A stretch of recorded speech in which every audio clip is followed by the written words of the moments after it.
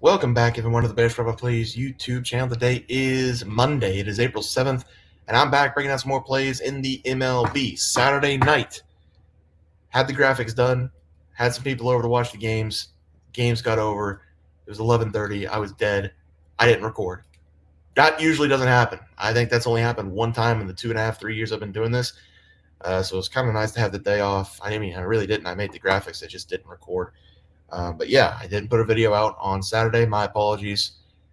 We get to talk about the Friday plays that were abysmal. 0-4 day in the MLB on Friday. We had the Phillies' first five. Should have been a push or should have been a wash. It should have even been a win. Kyle Schwarber, line drive to right field. Bryson Stott gets picked off first on a double play. It was going to be a sac fly tie game with Trey Turner probably coming up to the bat. I think he was hitting second that game. At the very minimum, should have been a wash. Padres got their ass kicked in that one. Brady Singer got his ass kicked against the Brewers. I think he gave up 5 or 6. Kyle Schwarber started the game off with a single. The line out didn't get down. He got intentionally walked late in the game. The Kyle Schwarber experience. If you took the walk, congratulations, you got a walk as well. But the over 1.5 bases did not hit. Hit the ball really hard to people all game long and got intentionally walked, but only one single for Kyle Schwarber. So an 0-4 day. Going to do better today. I like all the plays today. I really like the player props today, and I think that's where we're going to cash in on some money, and we might even cash in on the home run player prop today. Let's go take a look at them. Reds going up against the Giants will be the first play. Hunter Green on the bump going up against Logan Webb. Hunter Green has been an ace in the MLB now for 2 years. When he came into the league, it was all heat. It was like, this guy can throw a 102-mile-per-hour fastball for 6 innings. That's great. He had very, very poor control coming into the league. He's settled that down. He's gotten better with his other pitches, and he's really going to be, I think, a really good pitcher in the future. And he is a really good pitcher now. But he's going to be on the bump for the Reds going up against Logan Webb, who's a veteran, who's been in the league for a while, and is typically one of the better arms in baseball. The only problem I have with Logan Webb is that he tends to give up a few too many hits. And whenever he does tend to give up a few too many hits, he's usually really, really, really good at getting himself out of those jams. He really likes to get the bases loaded with one out and then get a double play. That's the Logan Webb special for the San Francisco Giants. The Giants are now 8-1 on the season. Got a win today going up against the Mariners in the bottom of the 8th or 9th, I think it was again. What was it? Mike Yastrzemski hit a massive dinger to right field. This team's on fire, the Giants, but I don't care. I'm going to take the Reds here on the first 5 money line. I think Hunter Green is a more reliable arm right now. He's been really good to start the season. And like I said, Logan Webb tends to give up a few too many hits. Most of the time, he gets himself out of those jams.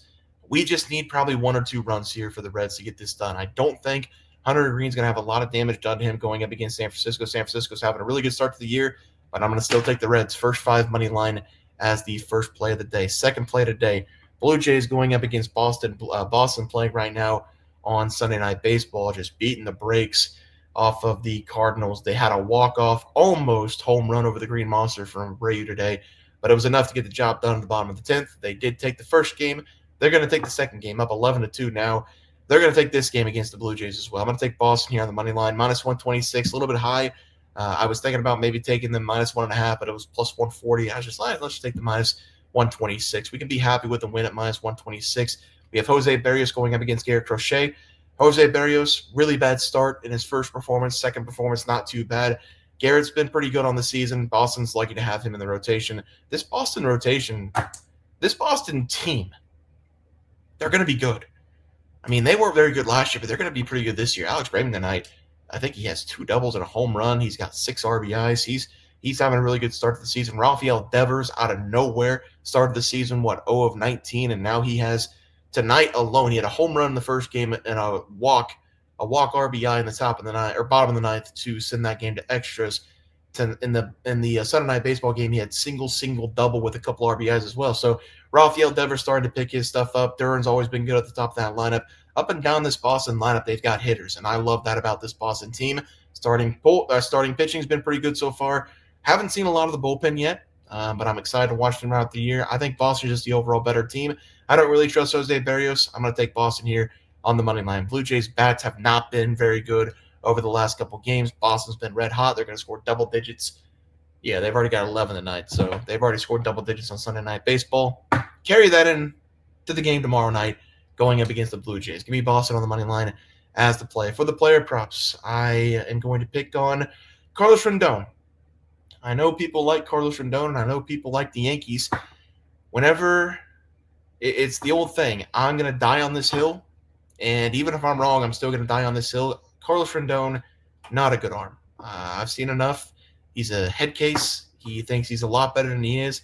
Kind of like Nestor Cortez. He's definitely better than Nestor Cortez, but Carlos Rendon, all you got to do is get him a little bit flustered, and his entire game spirals out of control. We're going to take Spencer Torkelson here over 1.5 bases. Tigers going up against the Yankees. We're going to see fastball slider change. The old reliable pitches, you can call them, for most major league pitchers. We have fastball slider the most, and that's good for us because Spencer Torkelson, 444 batting average, 500 batting average. Those are this year's numbers going up against fastball and the slider. He has a fastball slug percentage of 889, almost sitting at 1 on the year. He crushes the fastball, and against left-handed pitchers, which Carlos Rendon is, 400 batting average so far with an 800 slug and already a home run on this season. He's going to hit another one today. We're going to put him in the home run player prop, and we're going to cash this one in the first or second half back. Give me Spencer Torkelson over 1.5 bases as the first play for the player prop. Justin Steele, under 2.5 runs going up against the Rangers. I think it will be 2.5, mainly because Rangers on a 5-game winning streak. They're playing good baseball right now. They're not bad against left-handed pitchers. They have all season long been pretty good against lefties in the slug and on-base percentage. You can see that right there. 321 against lefties, 417 slug going up against lefties.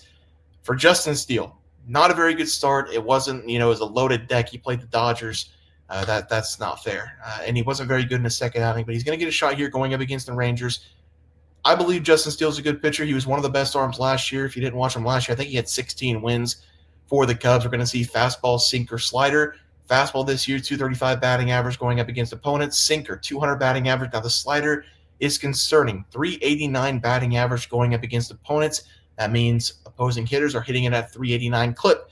However, the Rangers this season cannot hit the slider. Corey Seager, Marcus Semien, Jake Berger, those guys at the top of the lineup, negative run values going up against the slider.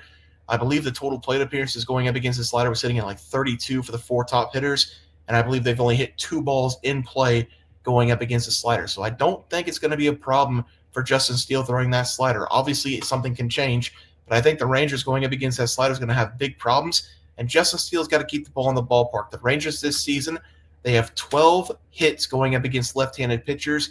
2 of those 12 have gone for home runs. Just keep the ball in the ballpark. Let your defense play. Ground balls, pop flies. Get yourself out in 5 or 6 innings. Give me the under 2.5 earned runs for Justin Steele as the play. Home run parlay and the hit parlay. Spencer Torkelson going up against Carlos Rendon. Love that one. Pete Alonso. We have Connor Gillespie back on the mound for the Marlins. He's seen him a couple times already this season. Hit a home run to dead center field against him. Pete Alonso in that home run parlay. Hopefully plus 2,000, somewhere around there. Torkelson, our batting prop, obviously going to get a hit. And then Tatis going up against the Athletics and Severino. Severino was not very good in that first inning that he pitched to start. I think he gave up a couple home runs. Tatis now sitting at the top of the lineup for the Padres. Going to get 5 at-bats in this one, most likely for Tatis. Just give me a hit. Give me one hit. This hit parlay is really bailing us out for the home run parlay, and that's exactly what it's supposed to do. The other day, Kyle Schwarber and Matt McClain was in it. Matt McClain had a pulled hammy, and Kyle Schwarber, he was like minus 135 to get a hit, so I went ahead and put the win on the record. It's there for a reason. All we got to do is get a couple hits to cancel out the home run parlay, and hopefully one of these days we hit a home run parlay and we cash in big. But let's go take a look at the MLB recap graphic. We're going to be taking the Reds first 5 money line. Going to trust Hunter Green over Logan Webb in that game. Boston on the money line.